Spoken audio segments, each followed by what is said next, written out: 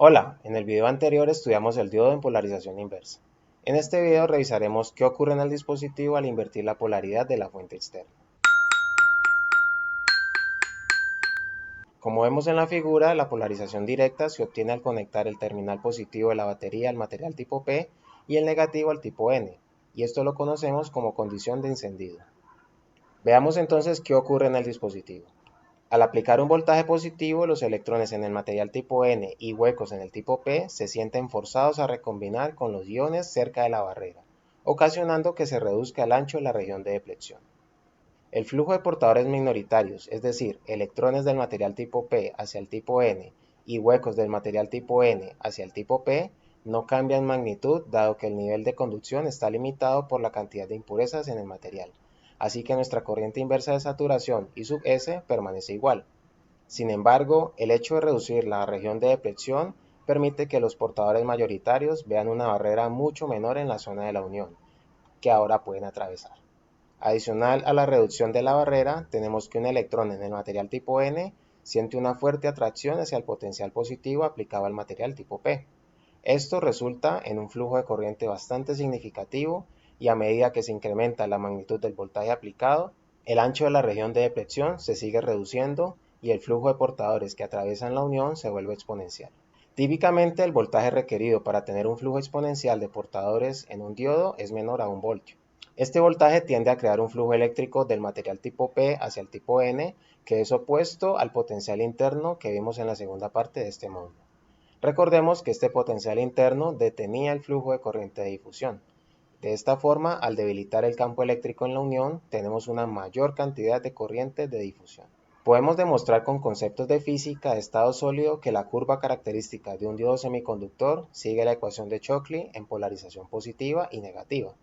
En esta expresión recordemos que IS es la corriente inversa de saturación, V sub D es el voltaje aplicado y N es un factor de idealidad, que depende de las condiciones de operación y construcción física del dispositivo y que está en el rango típico de 1 a 2, pero que asumiremos igual a 1 en la mayoría de veces.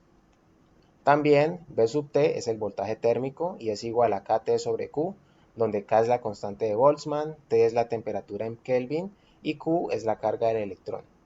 Miremos un ejemplo del cálculo del voltaje térmico. Para este ejemplo lo que vamos a hacer es transformar las unidades de temperatura de grados centígrados a Kelvin.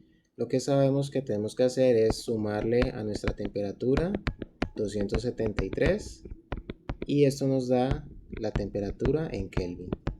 Una vez tenemos la temperatura en Kelvin, traemos nuestra ecuación del voltaje térmico, que es igual a K por T sobre Q, lo que nos da igual a 25.875 milivoltios, que es aproximadamente igual a 26 milivoltios. Podemos calcular la corriente inversa de saturación con la siguiente expresión, donde A es el área de sección transversal del dispositivo, Ln y Lp son las longitudes de difusión de electrones y huecos respectivamente, y Dn y Dp son las constantes de difusión que vimos en la parte 7 del primer módulo. Notemos en esta expresión que el primer término dentro del paréntesis corresponde al flujo de electrones, mientras que el segundo corresponde al flujo de huecos. Revisemos un ejemplo más.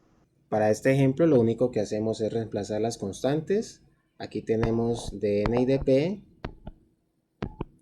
Tenemos también las longitudes de difusión que nos está dando el ejercicio y los mismos niveles de dopado que teníamos en el ejercicio 3.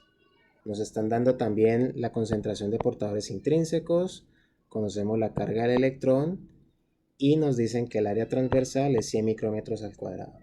De esta forma, una vez que reemplazamos todas estas constantes en la ecuación, vamos a obtener que IS va a ser igual a 1.77 por 10 a la menos 17 y esto está en unidades de ampere.